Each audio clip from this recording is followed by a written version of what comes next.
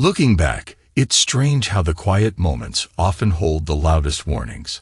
I can vividly recall the way Melissa used to hum while washing dishes, or the subtle bounce in her step when she was excited about something. Those little things brought me peace, but over the past few years, they had all but disappeared. The shift didn't happen overnight. It was gradual, like a slow leak in a tire you don't notice until it's flat, leaving you stranded. I've always been a man who tries to fix things. Broken engines, leaky faucets, strained relationships, you name it. I've taken a crack at mending it. But no amount of effort seemed to bring Melissa and me back to where we once were.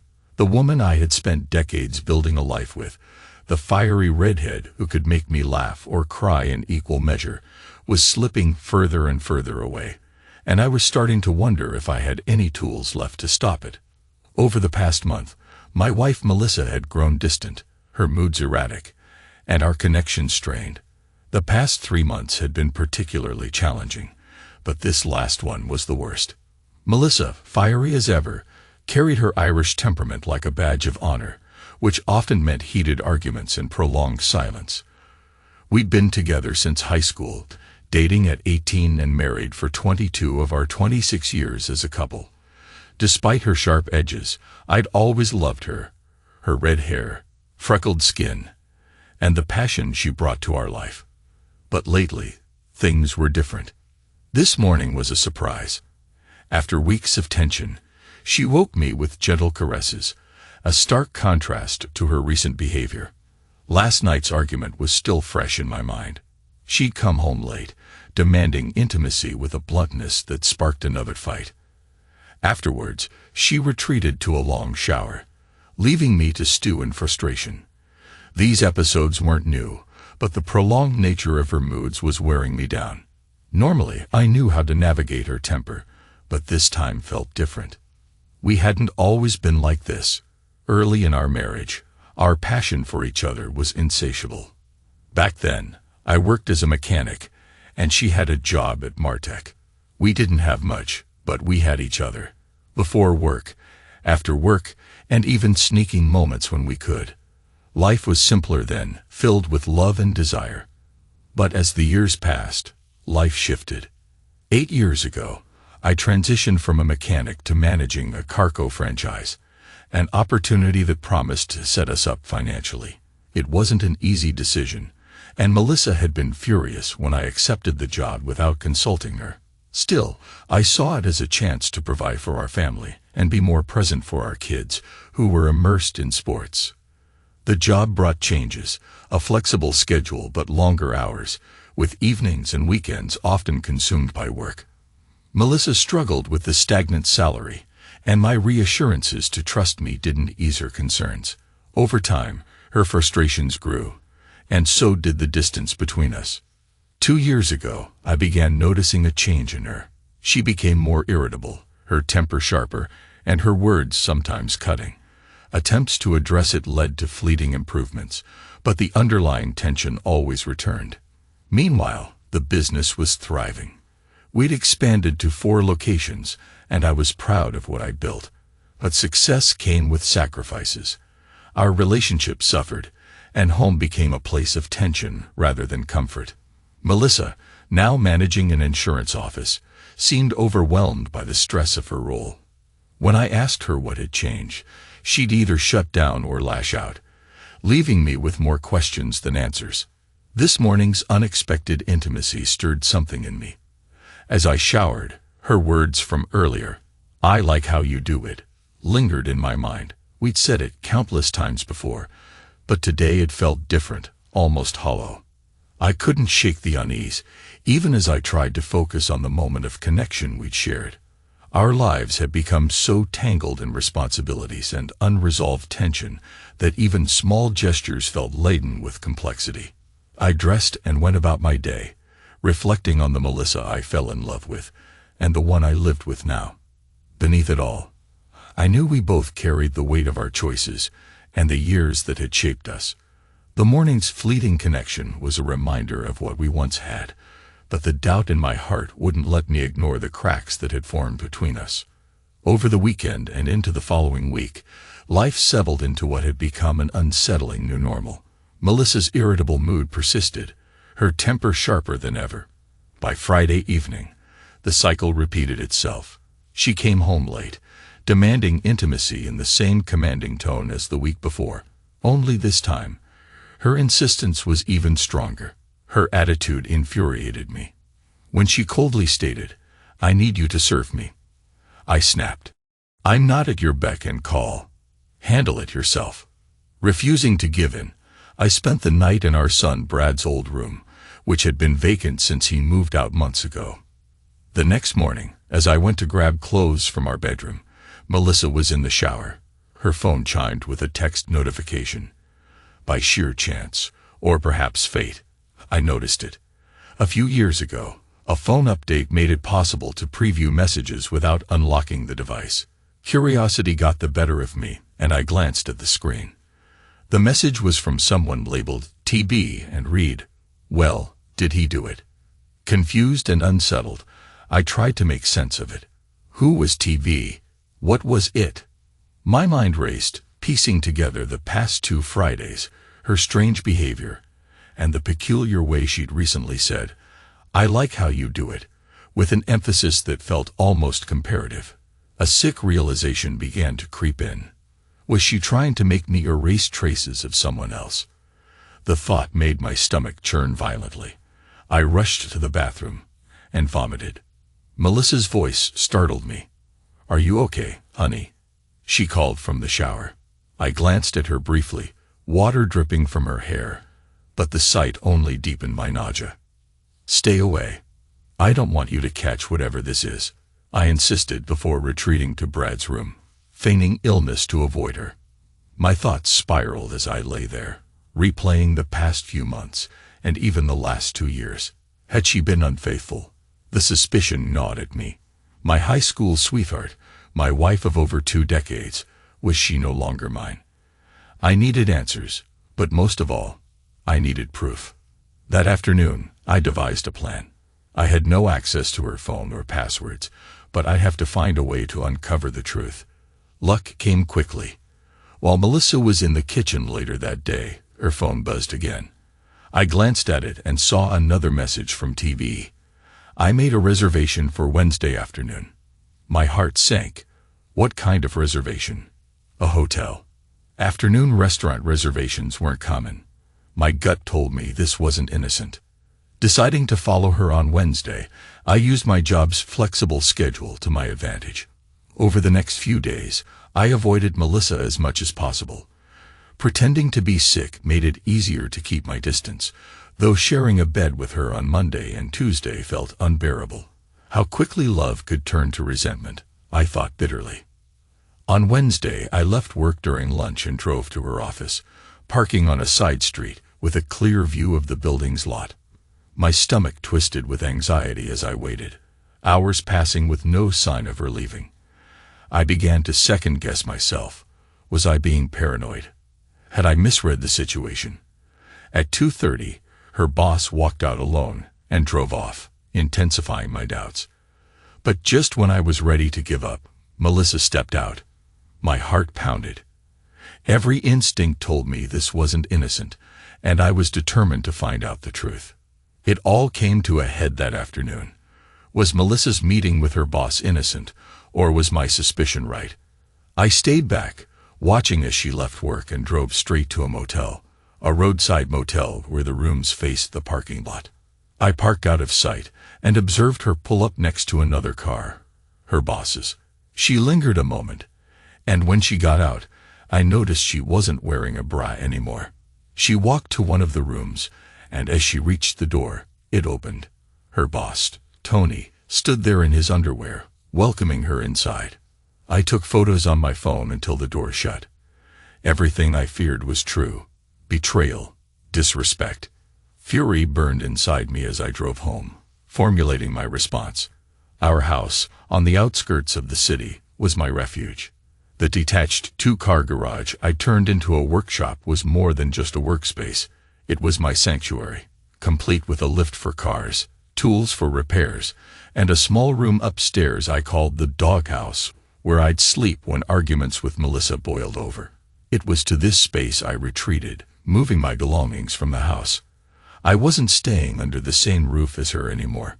When Melissa came home that evening, she was all charm, trying to lure me into the bedroom again. She had no idea I'd seen everything. I played along, waiting for the right moment. As she undressed and prepared herself, I stretched out on the bed, trying not to show my disgust. Images of the motel replayed in my mind. She climbed onto the bed, her touch cold to me now.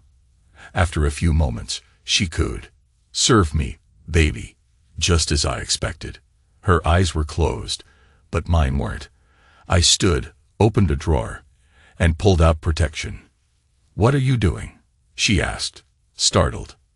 "Taking precautions," I replied calmly. "I don't know where you've been." Her face turned red with rage, and she exploded, hurling insults at me, her voice full of venom. "You're nothing. A pathetic auto parts manager who hasn't even asked for a raise in years." I dressed quietly as she ranted, her words confirming what I already knew. She didn't respect me.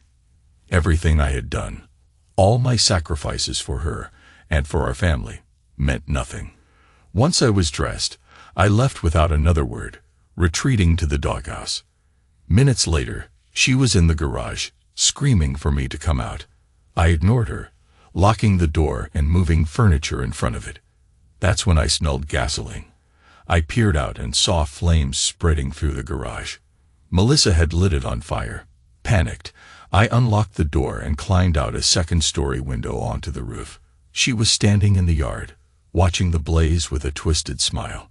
I jumped down, twisting my ankle on the gravel, and crawled away as she ran toward me, fists flying. I tried to shield myself from her blows when the police arrived. One officer called for the fire department while the other restrained Melissa, who screamed, "Burn in hell, you jerk. Your precious doghouse is gone." The officers separated us, taking statements. Melissa was arrested for domestic violence, arson, and potentially attempted murder. I later secured a restraining order, barring her from coming within 150 yards of me, our home, or my workplace. She remained in jail awaiting arraignment, and I began piecing my life back together. That evening, I explained everything to our children. Jenna, our youngest, wasn't surprised. She'd seen her mother's temper for years and offered me a comforting hug.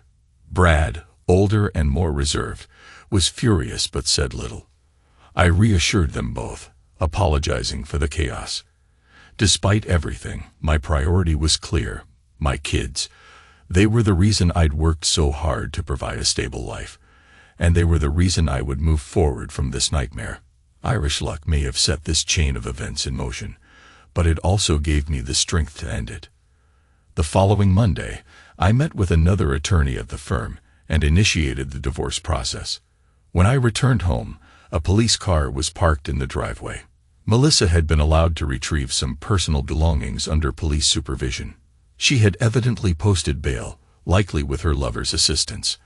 I read the order aloud to her before turning and walking away. That weekend was quiet. I began clearing the remains of my garage, salvaging what I could. Most of my tools survived, but the diagnostic equipment was destroyed. When I contacted my insurance agent, he explained that the claim might face complications since Melissa shared ownership of the garage. Resolving that would be a future battle. As I worked, I reflected on our relationship. Melissa had been my first love, and until now, my only one. But I was clearly not hers. Trust was everything to me, and her betrayal had demolished it. This wasn't an option. I held grudges, and this level of disrespect was unforgivable. Still, I needed answers. Was Tony the first? What led to this? Did her behavior stem from my shortcomings, or had Tony fed her a narrative that diminished me in her eyes? Curiosity drove me to investigate Tony Myers. A quick internet search revealed he was hired 2 years ago to oversee her company's locations, allowing the owner to retire. Coincidentally, this was around the time Melissa's demeanor changed. Tony, a divorced father of 3, lived about an hour away. His history raised more questions about how long this had been going on. Determined to learn more, I decided to contact the company's owner, a man I'd known casually over the years. He often serviced his cars at my old garage and was someone I respected. Reaching out to him went on my Monday to-do list. On Sunday evening, Melissa called, her tone surprisingly apologetic. "Darren, I'm so sorry for everything, especially the fire," she began. "So," I replied flatly. "Can I come home?" she asked. "No, I have a restraining order," I said bluntly. "I know. They told me about it when Mom and Dad bailed me out," she admitted. "Good for them," I said coldly. "I'm not interested in talking." She pleaded, claiming her actions were a mistake, a one-time lapse in judgment. When I mentioned seeing her at the motel with Tony, she fell silent before trying to deny it. I hung up, unwilling to entertain more lies. Later that evening, her father came to my door. He was a kind man I'd known for over 25 years, almost a second father to me. He appeared confused, seeking clarity. "She told me you had a fight and kicked her out," he said. "Half true," I replied, before explaining the fire and her infidelity. His face darkened with disbelief and pain. "How long?" he asked softly. "Not sure, but things have been off for 2 years. The past 3 months were unbearable," I admitted. He left, devastated. Hours later, I received a brief text from him. "I'm sorry. Melissa must have confessed." The next day, I called her company's owner. "I hate to bring this to your attention," I began, "but I thought you should know why my wife and I are divorcing." I explained her affair with Tony. The owner was disappointed but not surprised, mentioning he'd had misgivings about hiring Tony. "I'll deal with this," he assured me. "But I appreciate the heads up." I asked him not to fire Melissa, explaining how her income would impact the divorce. He agreed, valuing her professional contributions. By Friday, Tony's bad week hit its peak. His car broke down, had to be towed, and delayed his arrival at work. When he finally showed up, the company owner was waiting to fire him for inappropriate conduct. Later that day, Melissa called in a fury. "What did you do?" she snapped. "Nothing," I replied calmly. "Maybe it's time we stick to communicating through our lawyers." Ignoring her follow-up calls, I shifted my focus. Using information about Tony from my research, I contacted his ex-wife, Vicky. She was more than willing to assist in my plans, sharing her own grievances against him. That weekend, I made a dinner reservation at a family-favorite restaurant and invited Brad and Jenna to join me. My intent was clear. Melissa and Tony needed to see the strength of the family they tried to undermine. Revenge wasn't just about payback, it was about reclaiming control over the life they'd disrupted. Months after filing for divorce, everything began to fall into place. That weekend, I arranged a dinner with my children and a guest, Tony Myers' ex-wife, Vicky. We arrived early, and when Vicky joined us, I introduced her to Brad and Jenna. Their initial confusion turned to shock as I explained that she was the former wife of the man their mother had been involved with. Over dinner, Vicky shared her story of betrayal and the eventual breakdown of her marriage.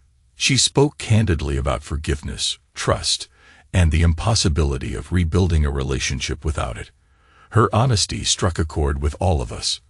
By the end of the evening, my children were engaged in the conversation, asking questions and sharing their observations about the changes they had noticed in their mother. After dinner, Vicky and I stayed out for a few hours, dancing and talking. While she invited me to her hotel room, I declined. As tempting as the idea of revenge through a fleeting romance was, I wasn't ready. The next morning, we met for breakfast, where a familiar waitress noticed the absence of my wife. Though I could see judgment in her eyes, Vicky and I laughed it off, knowing word would get back to Melissa. Unsurprisingly, Melissa called days later, furious about the dinner and breakfast with Vicky. Her anger only deepened when I reminded her that she'd forfeited the right to question me the moment she betrayed our marriage. Shortly after, I learned from my attorney that Melissa had finally signed the divorce papers, likely after consulting her father. Our first interaction post-split was at Jenna's graduation. Though we avoided each other during the ceremony, Melissa found a moment to confront me later, questioning my relationship with Vicky. Her snide comments were met with calm deflection, but I noticed how worn she looked. Older, thinner, and clearly burdened by the fallout of her actions. She admitted Tony had moved out of state after losing his job and struggled to find work, leaving her behind. Despite her insistence that she never loved him, I couldn't overlook the damage she'd caused. My parting words to her were blunt. "You didn't love me enough either." Her tearful reaction drew sympathy from her mother, but I walked away, unwilling to engage further. The divorce process unfolded with minimal financial complications. Melissa and I sold the house, split a modest sum, and avoided alimony since our incomes were comparable. Our children, thankfully, remained my priority. Jenna's college tuition was covered through a second mortgage, and Brad used his share to open his own auto repair shop. His ambition mirrored mine, and I felt immense pride watching him carve out his path. Melissa, meanwhile, faced consequences for her actions. Pleading guilty to arson, she received a suspended sentence and was required to attend anger management classes and therapy. Over time, these seemed to help, though the distance between us remained unbridgeable. After the divorce was finalized, Melissa reached out, asking to meet and talk. Her request was unexpected, but I agreed. She suggested our old favorite restaurant, a place that once symbolized happier times. For the first time in a long while, I wondered if closure might be within reach. I arrived early and noticed Melissa already seated, looking nervous but more composed than I'd seen her in months. We exchanged polite greetings, ordered our meals, and made small talk. It wasn't until the plates were nearly empty that she broke the silence with an apology. Her voice was low, her eyes fixed on her plate, as she admitted she'd lost sight of the sacrifices I made for our family. Therapy and anger management, she said, had helped her recognize the destructive path she'd taken. Her remorse seemed genuine. While I appreciated her acknowledgement, I knew there was no repairing what was broken. We parted with a hug, and as I left, she made a suggestive remark that hinted at rekindling intimacy. I brushed it off, knowing that chapter of my life was firmly closed. On the drive home, I called Vicky. We'd grown close over the months, bonding over shared frustrations and similar wounds. When I asked if she was free, she admitted she'd had a brief fling since her divorce, someone who'd moved on. Her candidness and warmth were refreshing, and we arranged to meet at her place. Dinner was relaxed, and with her children away for the week, our connection deepened as the night progressed. Still, I declined her invitation for anything more, explaining I wasn't ready. We parted on good terms, understanding each other's boundaries. Later, I texted Melissa, leaving a vague message to ensure she knew I wasn't completely out of reach. Her quick response, less than 3 minutes later, confirmed how much she still wanted control, even though she realized she'd lost it. That night, I reflected on how far I'd come. Vicky had helped me reclaim a sense of worth, but I knew my journey wasn't about revenge or new connections. It was about finding peace and rediscovering myself after years of betrayal and chaos. One quiet evening, I found myself at Finnegan's, seeking solace in the comfort of routine. Life had been chaotic, and familiar surroundings helped me focus. While nursing a beer at a small table, I heard a familiar laugh. Melissa's. She entered with coworkers, their chatter filling the room.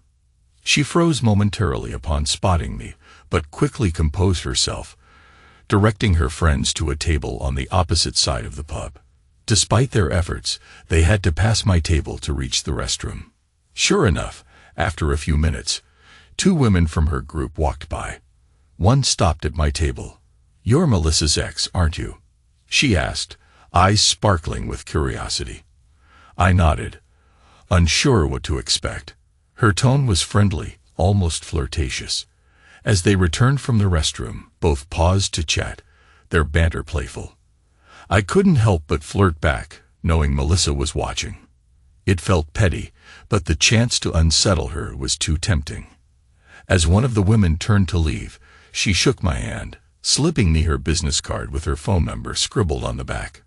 Her name was Jennifer. I discreetly pocketed the card, glancing toward their table. Melissa's eyes were locked on me, sadness and simmering anger mixing on her face. Reflecting on our relationship, I couldn't deny I had loved her deeply. Part of me still did. But living with her was like residing at the base of an active volcano, always on edge, waiting for the next eruption. It wasn't until her betrayal that I finally saw the cracks in our foundation. My thoughts turned to the business card in my pocket. Maybe I'd call Jennifer, maybe I wouldn't. Revenge was a lingering temptation, but I wondered how much longer I'd let it dictate my actions. For now, it was enough to know I was free. Free to choose, rebuild, and move on one small step at a time. Was I in a better place now? Maybe. Ignorance might not be bliss, but distractions helped. Finishing my beer at Finnegan's, I left a tip on the table and walked out without glancing toward Melissa's group, unwilling to let her see the emotions brewing beneath my calm exterior. Late Saturday morning, I pulled Jennifer's card from my pocket and dialed her number. She answered with curiosity and warmth. Our conversation was brief but straightforward, leading to plans to meet that evening at the same bar. I hadn't been on a date in over 25 years, and the prospect excited and terrified me. Arriving at Finnegan's, dressed slightly sharper than necessary, I wanted Jennifer to see I was making an effort. Our conversation flowed easily, and as the evening progressed, I gathered the courage to ask why she wanted to meet me despite working with my ex. She candidly shared that Melissa had once spoken highly of me, long before her affair. Those details piqued Jennifer's curiosity. Her playful flirtation left little doubt about where the evening was headed. Back at my place, our connection deepened as we shared a passionate night. Her praise afterward echoed a familiar phrase. "I like how you do it." Though it stroked my ego, it also dredged up memories of Melissa. Sunday morning we stayed in bed lazily, followed by lunch at a local restaurant. Before parting, Jennifer made me promise to call her again. I readily agreed. On my way home, I discovered another surprise. A note from the waitress at Finnegan's tucked into the bar receipt with her number. It seemed I had stumbled into a new reality where dating worked differently, and I wasn't sure if I could keep up. By Monday, I found myself back at Finnegan's, chatting with Linda, the waitress. Her warm demeanor and quick wit intrigued me. We made plans for her day off. The same day, another call came in. Paige, one of the women who had briefly stopped at my table with Jennifer, reached out. After hearing from Jennifer about our weekend, she decided to ask me out herself. I agreed, wondering how long this unexpected wave of attention would last. The week unfolded in a whirlwind of dates. Wednesday with Linda was delightful, and Saturday with Paige proved just as thrilling. Each woman offered something unique, and though I wasn't looking for anything serious, their companionship boosted my confidence. By the time Vicky invited me over for dinner on Sunday, I was genuinely enjoying the new freedom of single life. Of course, it wasn't long before Melissa caught wind of my escapades. On Monday evening, she called, her tone laced with irritation, as she demanded to know why I was dating younger women from her office. Her frustration amused me, especially when she admitted coworkers whispered behind her back, calling her a fool for letting me go. I reminded her calmly that we were no longer married, and I could date whomever I chose. Though her protests escalated, I refused to argue. I assured her I wasn't dating anyone out of spite, though I acknowledged any discomfort it caused her was an unintended perk. Her temper boiled over, ending in a sharp, "You're an idiot," before she hung up. Reflecting on that conversation, I realized that for the first time in years, I was in control of my life. Whether these new connections led anywhere or not, I was determined to enjoy the journey and leave the past behind. Life took a surprising turn. My days were filled with fleeting moments of pleasure, yet my thoughts often drifted back to everything I'd lost. One Wednesday evening with Linda reminded me how much my ego thrived on attention from women. Each encounter felt like a small victory over the scars left by Melissa. Then on Thursday, Melissa called again, her tone accusatory, as she brought up my connection with Linda. I kept my responses measured, reminding her she'd once criticized me for dating younger women, so perhaps Linda was more suitable. Her irritation softened into a regretful tone as she admitted, "I'll just tell them I was stupid," and hung up. The conversation left me reflecting on our marriage. Something had shifted in Melissa when Tony entered her life, or maybe even before. Her confession of regret stirred mixed emotions, part satisfaction, part sadness for what once was, but I knew too well the damage was irreparable. Feeling burdened by those thoughts, I decided to head to the store. With a case of Shinerbach in hand, I was ready to drown my sorrows when my phone rang. It was Jennifer, offering to come over. I agreed, and soon we were sharing drinks, laughter, and intimacy. Her praise afterward, so familiar yet gratifying, was another boost to my bruised self-esteem. As she left, she smiled playfully. "Anytime," she said. Over the next year, my circle of friends with benefits expanded. Jennifer, Paige, Vicky, and Linda. I found myself enjoying the variety. Each woman taught me more about how to please them, and their praise fed my confidence. Melissa lashed out initially, calling me a hoe, but her insults carried no sting. I enjoyed my freedom and the company of women who appreciated what I brought to the table. The words that started it all, "I like how you do it," became a common refrain, a reminder of how far I'd come from the broken man I once was. Eventually, Melissa's anger faded, replaced by curiosity. One evening at Finnegan's, she approached me and suggested we rekindle things for old time's sake. Her proposition held no appeal.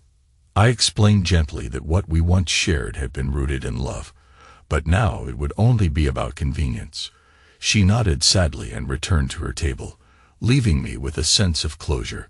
The day I had worked toward for years finally arrived. The Carco franchise was mine. The previous owner stayed true to his word and offered me a generous deal, though it still required a significant loan. The business was thriving, and I had no doubts about its future. Ironically, I had built this with Melissa in mind, imagining financial security for us both in our later years. Now, it would only be for me. To mark the occasion, I decided to invite Melissa to dinner. I arranged for a car to pick her up and reserved a table at the best restaurant in the city. When she arrived, she looked stunning in a black dress that perfectly highlighted her red hair and green eyes. For a brief moment, I remembered why I had fallen in love with her all those years ago. As she approached, I stood and greeted her warmly, complimenting her appearance.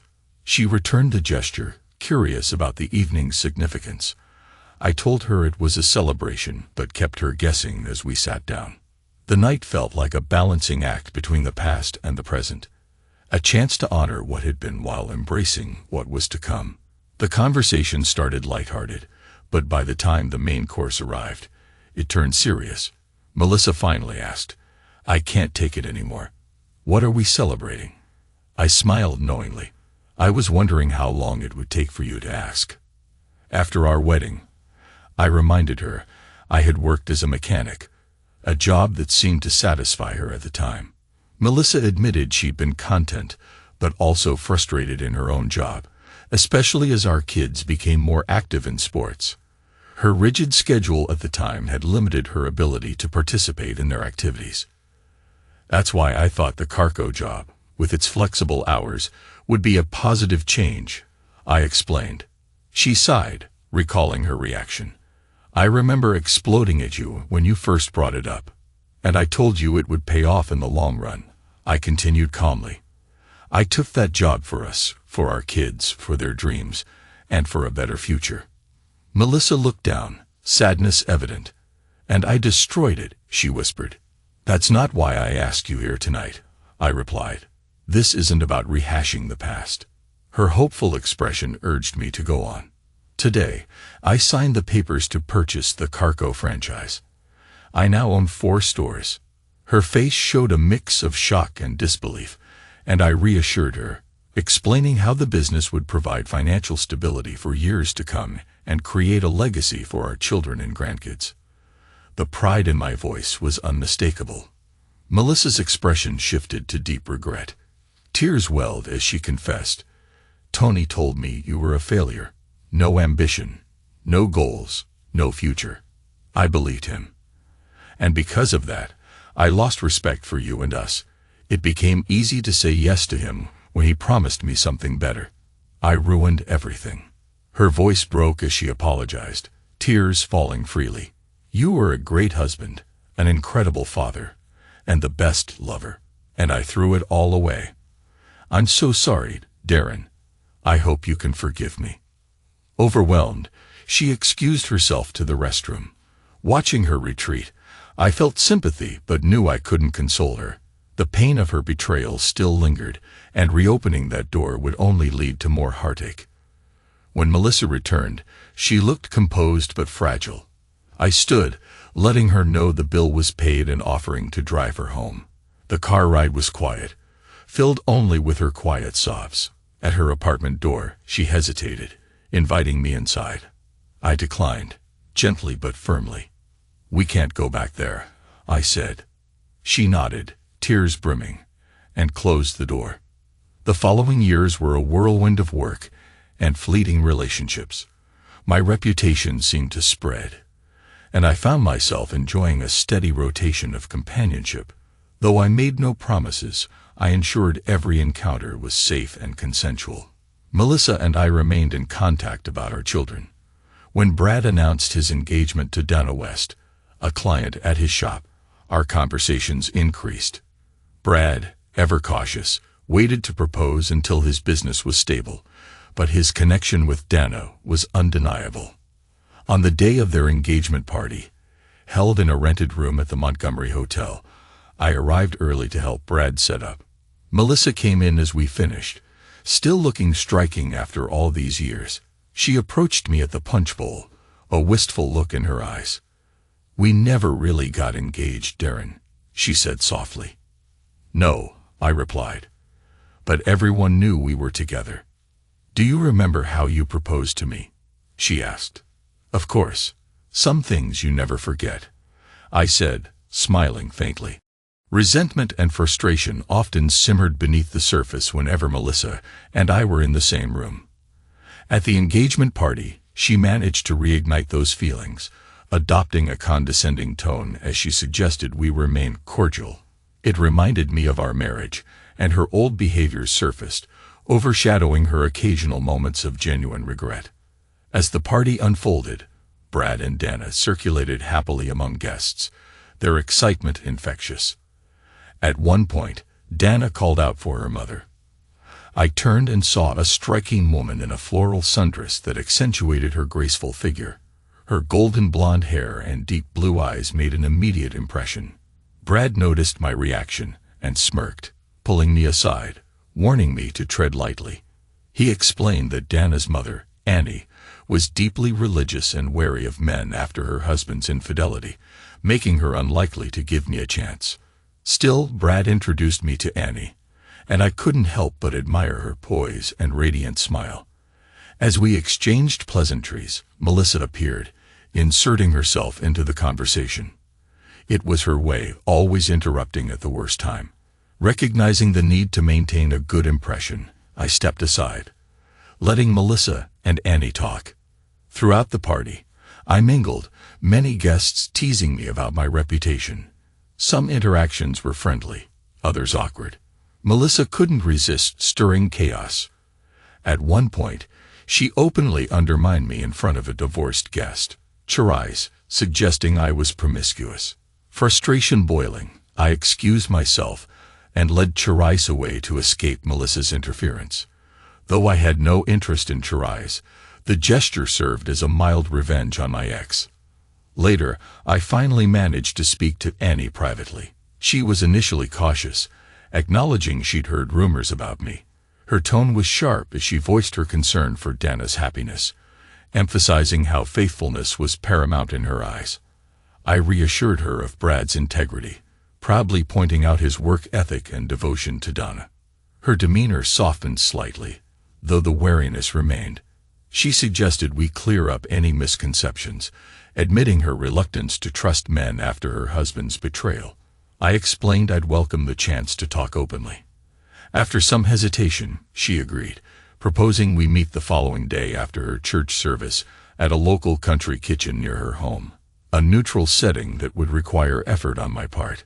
Although the engagement party had tension, meeting Annie brought a glimmer of hope for something real.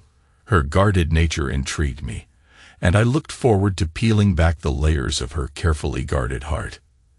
Annie had given me the church details, including service time and location, and I agreed to meet her there. For the rest of the party, our eyes met occasionally across the room. I suspected I intrigued her, even if she wasn't sure she wanted to explore it. The following morning, I woke early and drove an hour to Annie's church, arriving well before the service. The sanctuary was unlike the Catholic churches I was used to. Gone were the ornate stained glass and solemn altars. Instead, there was a simple platform with a cross. Congregants arrived in casual attire, carrying coffee, making me feel overdressed in my suit. But I was determined to see this through. As the service began, I wondered if Annie might not show. Then I spotted her singing with the worship team.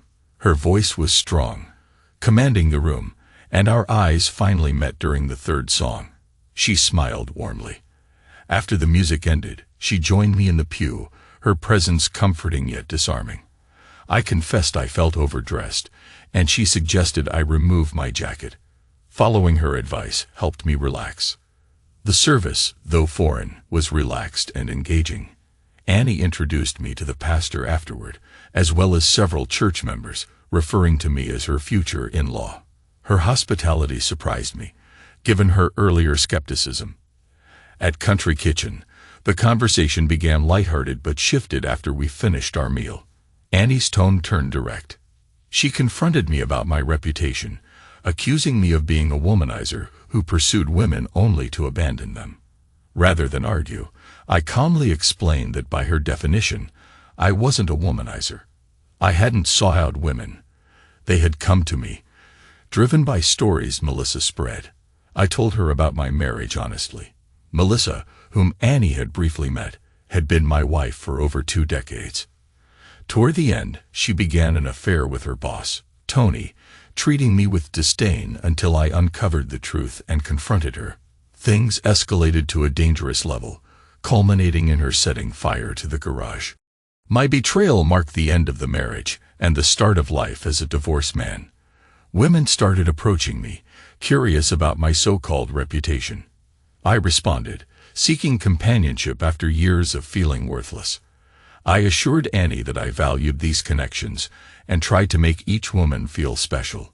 Though I regretted if my actions conflicted with Annie's values, I felt it was important to be truthful about who I was. Annie studied me.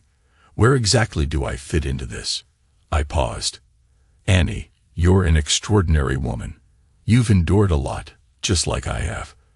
While I turned to meeting new people, you shut yourself off entirely after your husband's betrayal. I want to meet someone who wants monogamy, someone I can trust and build a life with. I'm still looking for that one woman I can spend forever with. She raised an eyebrow. What about Melissa? Didn't she want to reconcile? Couldn't you forgive and forget? I shook my head. Forgiveness may be possible someday, but forgetting is out of the question. Once trust is broken, the relationship is tainted. You're always on edge, where they are, who they're with. That constant doubt makes rebuilding impossible. Annie nodded thoughtfully, admitting she'd lived that scenario. Her ex had wanted to pretend it never happened, but she couldn't. The betrayal shattered her self-esteem, and she refused to risk being hurt again. I agreed, explaining that while I continued seeing women, I never allowed them close emotionally. She said she recognized that pattern in herself, staying guarded. Still, she pressed, where do I fit? I think we're both working through trust issues, I said. But I'd like to take you out, see if we can build something meaningful. She looked at me intently. And the other women. If after spending time together, we both feel this is right, I'll gladly commit to you exclusively." Her expression turned serious. She made it clear she believed in no physical intimacy until marriage. I reassured her, mentioning how Melissa and I had waited until our wedding. Annie seemed relieved. She admitted she liked me and was willing to see if we could overcome our individual baggage. Over the next 4 months, Annie and I met regularly, alternating between her place and mine. I also continued dating other women at first, but my interest in them waned. Even the compliments that once fed my ego began to feel hollow. Over dinner one evening, Annie told me she was ready to commit.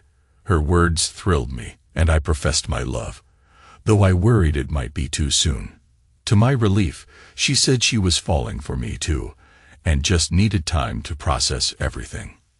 That patience paid off. Our bond deepened, and I found myself the happiest I'd been in years. Then one day, Melissa called, her voice unusually cheerful. She suggested we meet for dinner. She'd cook my favorite meal, roast beef with vegetables. When I asked if she wanted to go out, she insisted on privacy. I agreed, bringing wine, unable to shake the feeling that she had an ulterior motive. After hanging up, I called Annie to let her know. "She's probably planning something related to the wedding," Annie suggested. "Call me later and fill me in." Her advice calmed me, but I remained wary of Melissa's intentions. At exactly 7 that evening, I arrived at Melissa's door, bracing myself. She greeted me warmly, and the conversation stayed light as we ate. Finally, she revealed why she'd invited me. She confessed that Brad's upcoming wedding reminded her of ours.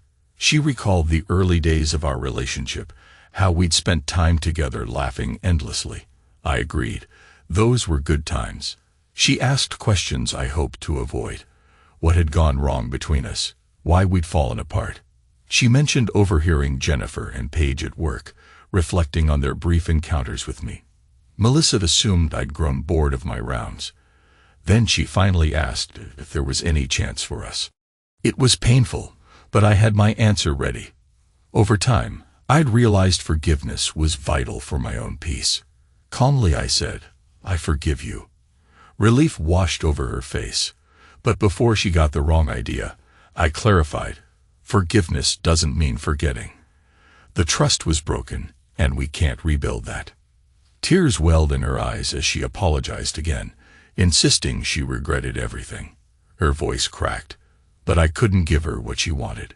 Gently, I explained I was in love with someone else. She froze, struggling to speak. "Who?" "Annie," I said plainly, "Dana's mother." Her shoulders sagged as realization sank in. She knew me well enough to see I was serious. Despite our history, her hold on me was gone. The rest of the meal passed in silence.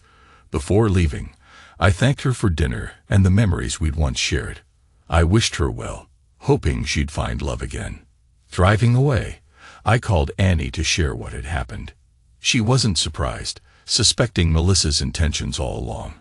I told Annie how grateful I was for her, how knowing her had changed me. For the first time, she told me she loved me. Her words filled me with hope. Brad and Dana's wedding arrived quickly, and Annie and I were inseparable throughout the celebration, dancing, laughing, and holding hands. People teased us about looking like a wedding couple ourselves. Melissa was there but left early, likely unable to endure our happiness. 3 months later, Annie and I did become a wedding couple. It was a small, intimate ceremony at her church, filled with family and friends. Melissa didn't attend, citing a scheduling conflict, though I suspected she simply couldn't face it. Years later, she found someone new, and I genuinely hoped it worked out. As for Annie and me, our bond only grew stronger. On our wedding night, as we lay together, she whispered the familiar phrase, "I like how you do it." This time, the emphasis was on like, a simple testament to the love and trust we had built together. Life had come full circle. Standing on the porch of the home Annie and I built, I marveled at the quiet peace that defined my days. The chaos and heartache of the past were gone, replaced by the warmth of lasting love and a future filled with promise. Annie joined me, her golden hair glowing in the evening light. She handed me a glass of iced tea, her touch as comforting as her laughter. "You're quiet," she said. "Just thinking how lucky I am," I replied. Her hand found mine, and in that moment, words weren't necessary. The years had taught us that true strength came from enduring life's storms together. Each misstep and heartbreak led me here, to her, and to a love founded on trust and understanding. As the sun dipped below the horizon, I felt gratitude for the journey that had brought me to this point. For the first time in years, the future felt like a promise, not a question, and I was ready to embrace it.